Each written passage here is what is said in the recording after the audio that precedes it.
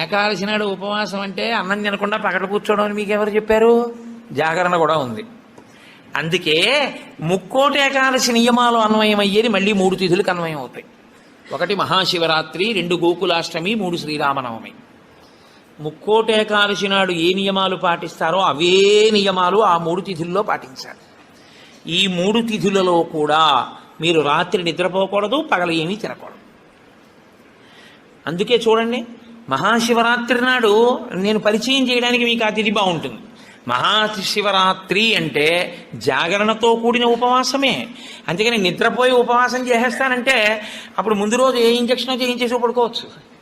12 గంటల తర్వాత తెలివచ్చే ఇంజక్షన్ ఒకటి. అలా కుదరదు. మీరు నిద్ర కూడా విసర్జించాలి. ఎందుకో తెలుసా అండి, నిద్ర విసర్జించడంలో చాలా పెద్ద క్లేశం ఉంటుంది. 1 తినలేదు, 2 తాగలేదు, ఒక స్థితికి వచ్చేటప్పటికీ